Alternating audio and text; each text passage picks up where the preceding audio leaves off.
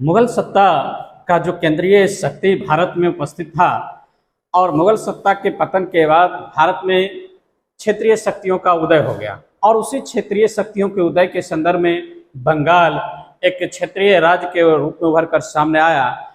बंगाल उभर कर तो सामने आया, लेकिन परिस्थितिजनक संदर्भों में बंगाल में ब्रिटिश प्रभुसत्ता स्थापित हो गया और उसी ब्रिटिश प्रभुसत्ता के स्थापना के संदर्भ में हम आज की वीडियो में चर्चा करेंगे कि बंगाल में ब्रिटिश प्रभुसत्ता किस प्रकार से स्थापित हुआ और किन परिस्थितियों में बंगाल में प्रभुसत्ता स्थापित करने के संदर्भ में ब्रिटिश ने पलासी और बक्सर की लड़ाई लड़ी।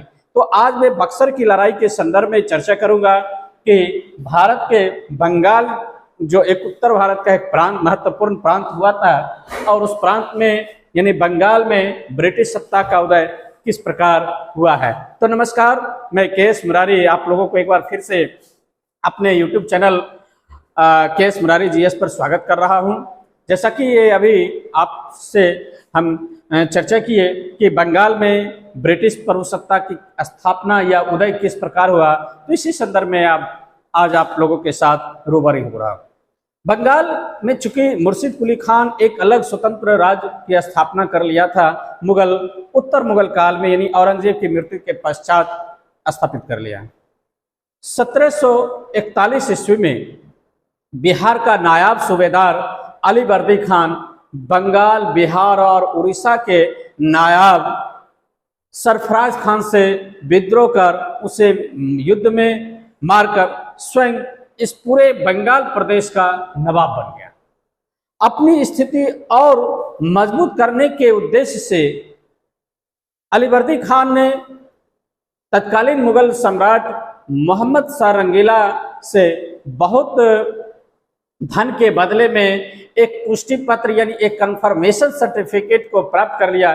लेकिन उसी दौरान मराठा आक्रमणों ने एक विकट रूप धारण कर लिया था और अलीवर्दी खान के शेष 15 वर्ष यानी 1941 से लेकर 1741 ईस्वी से लेकर 1756 ईस्वी तक का जो 15 वर्ष रहा, वो 15 वर्ष मराठों के साथ संघर्ष में ही व्यतीत हो गया।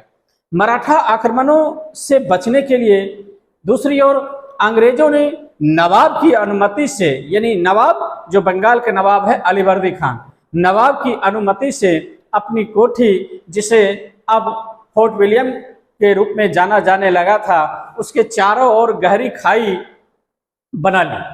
अलीवर्दी खान का ध्यान कर्नाटक की घटनाओं की ओर आकर्षित किया गया और वहां विदेशी कंपनियां सत्ता हथिया ली थी। अंग्रेज बंगाल में अपनी जड़ को मजबूत न कर पाए। इस जड़ से अलीवर्दी खान को कहा गया कि यदि वह अंग्रेजों को बंगाल में पूर्ण रूप से निष्कासित कर देता है तो वह सुरक्षित रूप से बंगाल का नवाब बना हुआ रह सकता है। नवाब ने इसी परिप्रेक्ष्य में यूरोपियों को मधुमक्खी की तरह उपाधि दिया कि मधुमक्खी को यदि ना छेड़ा जाए तो वह शहद देगी और यदि छेड़ दिया जाए तो वह काट काट कर मार डालेगी। और यह भविष्यवाणी अलीवर्दी खान का भविष्यवाणी एकदम बिल्कुल सत्य साबित हुई और इसी संदर्भ में अलीवर्दी खान जो है वो ब्रिटिश से मधुमक्खी की तरह ही प्रयोग करने लगा। इसे बारीकी से छेड़ा जाए, यदि नहीं छेड़ेंगे तो यह तो शहद देगा, लेकिन यदि छेड़ देंगे तो यह जो है सो काटेगा। खैर, अलीवर्दी खान की स्थिति अपनी ओर अलग थी। अलीवर्दी खान जब तक रहा तब तक ब्रिटिश वैसी शक्ति स्थापित नहीं कर पाया। लेकिन अलीवर्दी खान की मृत्यु 9 अप्रैल 1756 ईस्वी को हुई और उनकी मृत्यु के बाद उनका नाती यानी दौहित्र सिराजुद्दौला बंगाल का नवाब बना, यानी अलीवर्दी खान का उत्तराधिकारी बना।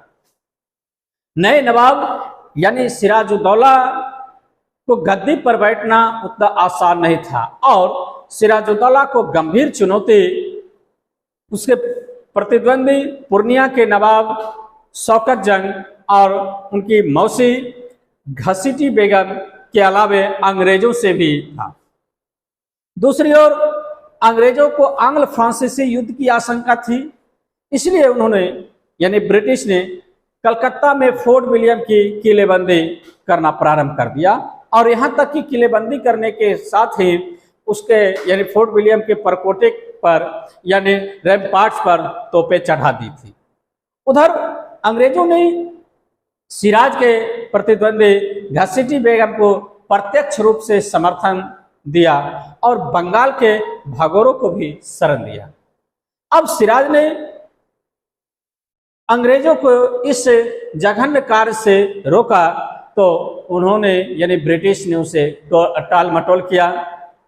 सिराज इसी परिप्रेक्ष्य में देखा कि उसकी आज्ञा क्या उसी के राज्य में उल्लंघन हो रहा है, तो उसने अंग्रेजों के विरुद्ध अभियान चला डाला।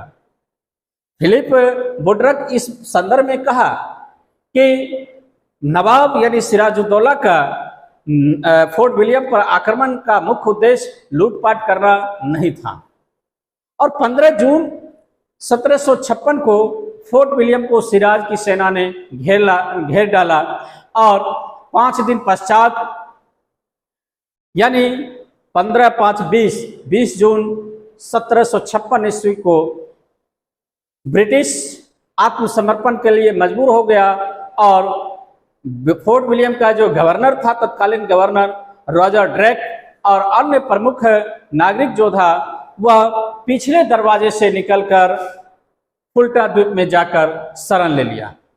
इसी बीच सिराजुद्दौला अपनी राजनीतिक और दूरदर्शिता का परिचय दिया, क्योंकि सिराजुद्दौला कलकत्ता को जीतकर कलकत्ता को मानिक चंद के हाथों देकर स्वयं मुर्शिदाबाद लौट गया।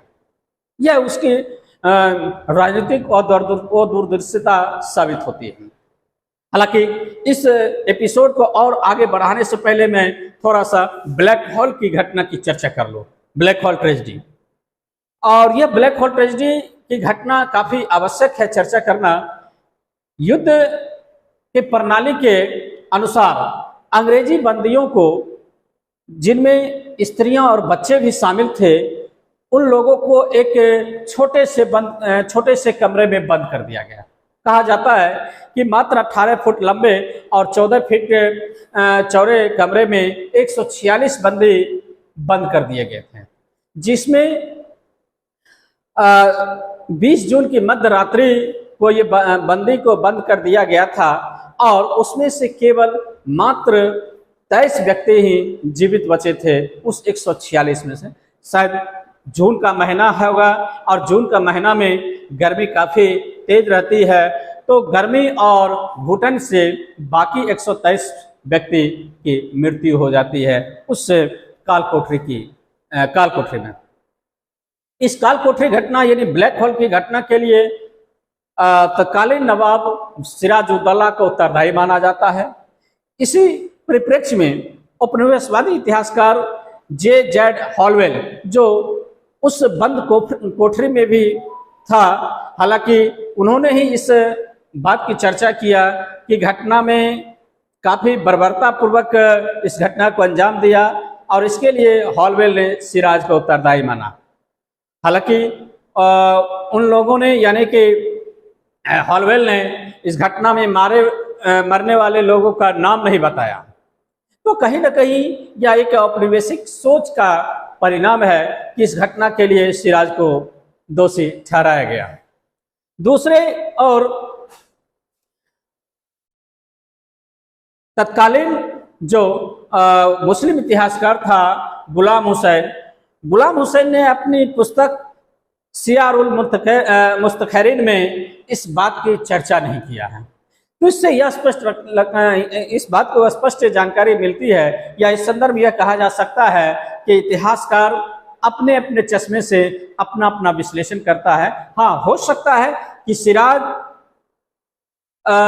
उस समय जो इस कार्य को रोक दिया था, स्थानीय अधिकारियों को सजा नहीं दिया, इस कार्य के लिए स्थानीय अधिकारी दोषी हो सकता है। सिराज तो तुरंत वापस मुर्शिदाबाद चला गया था। इसके लिए जिम्मेवार हो सकता है कि उसने उस अधिकारी को दंडित नहीं किया, या फिर जो व्यक्ति बचा हुआ था उसके लिए कोई विशेष दरिया दिली नहीं दिखा पाया। तो इस संदर्भ में सिराज दोषी हो सकता है, लेकिन पूरा का पूरा सिराज पर ही दोष आरोपित करना ये कहीं न कहीं अप्रासंगिक लगता है। खैर, इसी काल कोठरी की घटना को लेकर ब्रिटिश अगले 7 वर्षों तक जो आक्रामक युद्ध के प्रयास में था, यानी 1764 ईस्वी तक जो है सो इसको काफी प्रचारित प्रसारित किया, इस्लाम के संदर्भ में, सिराज के संदर्भ में, बंगाल के संदर्भ में। और इसी परिप्रेक्ष्य में 1764 ईस्वी का बक्सर की लड़ाई लड़ने के कारण भी बन जाता है, और इस तरह से जनता का समर्थन प्राप्त करने में ब्रिटिश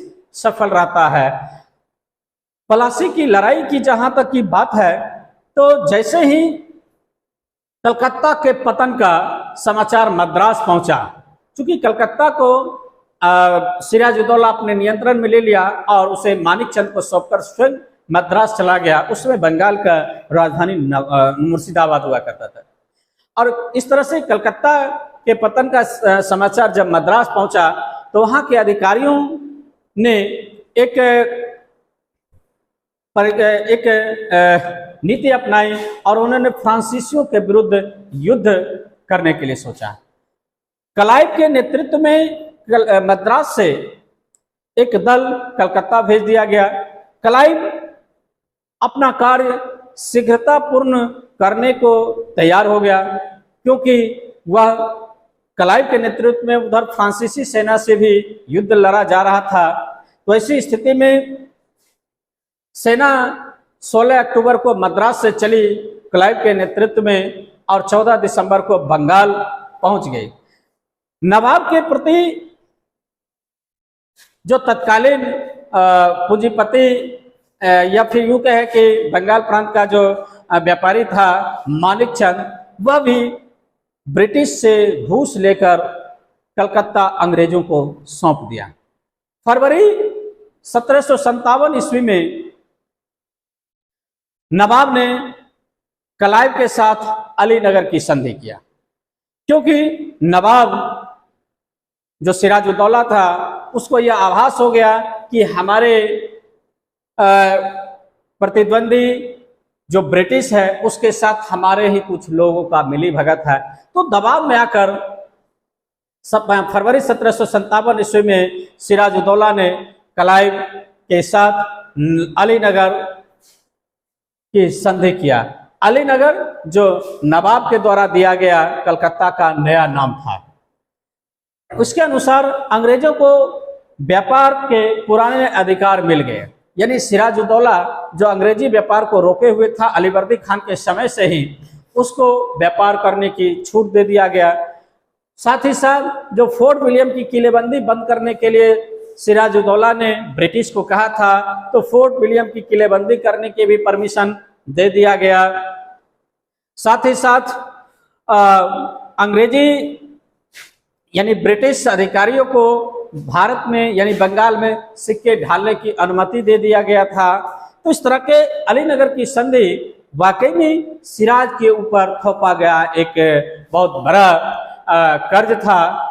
सिराज इस बात से काफी नाराज हुआ, लेकिन मजबूरी बस सिराज को अलीनगर की संधि करना पड़ा लॉर्ड क्लाइव के साथ। नवाब के प्रमुख अधिकारी भी आसानी से नवाब के अधीन नहीं था। क्लाइव ने इसका लाभ उठाते हुए एक षड्यंत्र रचा, जिसमें नवाब का प्रधान सेनापति मीर जाफर, बंगाल का प्रभावशाली साहूकार जगत सेठ, राय दुर्लभ, अमीन चंद और एक बिचौलिए, ये सारे एक बिचौलिए के रूप में क्लाइव के साथ मिल गया। निश्चय यह हुआ कि मीर जाफर को बंगाल का नवाब बना दिया जाए और इसके लिए कंपनी को कृतार्थ करेगा नवाब के रूप में मीर जाफर, और उसकी क्षतिपूर्ति भी मीर जाफर को करना होगा। इसी संदर्भ में मीर जाफर अपने को ब्रिटिश के हाथों सुरक्षित समझा और सिराज के साथ नाम मात्र का सेनापति के रूप में वह कार्य कर रहा था। अंग्रेजों ने मार्च 1757 ईस्वी में फ्रांसीसी बस्ती चंद्रनगर को जीत लिया। नवाब इससे काफी क्रुद्ध हुआ, काफी गुस्से में हुआ। एक समय था कि जब नवाब को उत्तर पश्चिम की ओर से अफगानों तथा पश्चिम की ओर से मराठों से भी भय था। ठीक उसी समय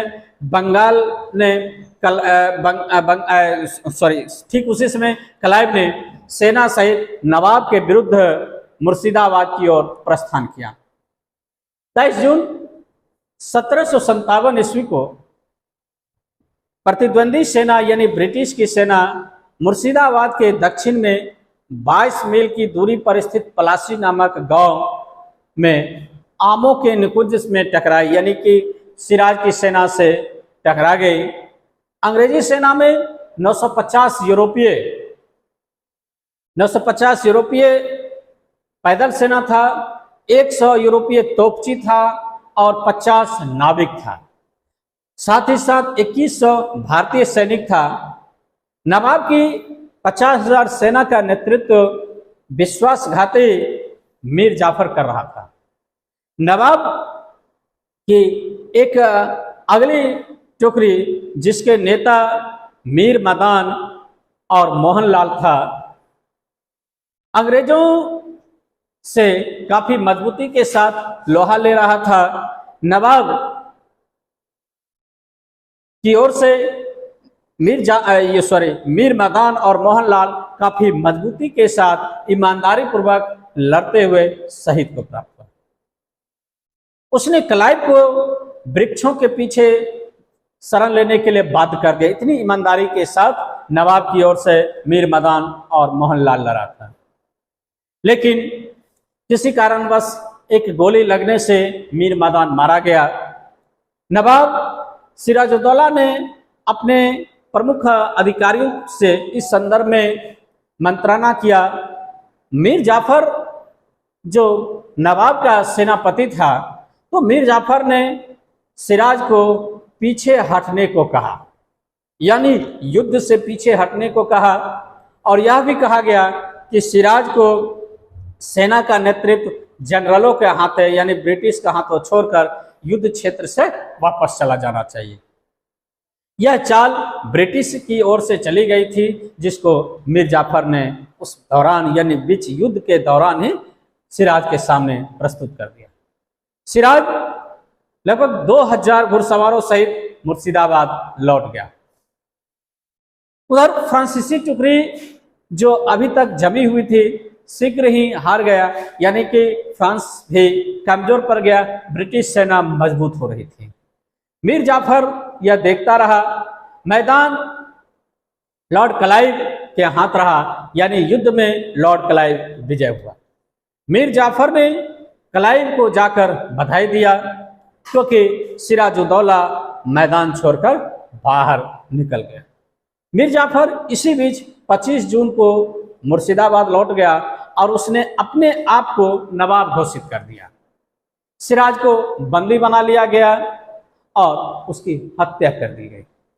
मीर जाफर ने अंग्रेजों को उसकी सेवाओं के लिए 24 परगने की जमींदारी से पुरस्कृत किया और क्लाइव को 2,34,000 पाउंड की निजी भेंट प्रदान किया।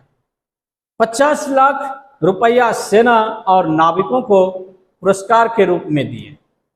बंगाल की समस्त फ्रांसीसी बस्तियां मीर जाफर ने ब्रिटिश को सौंप दिया।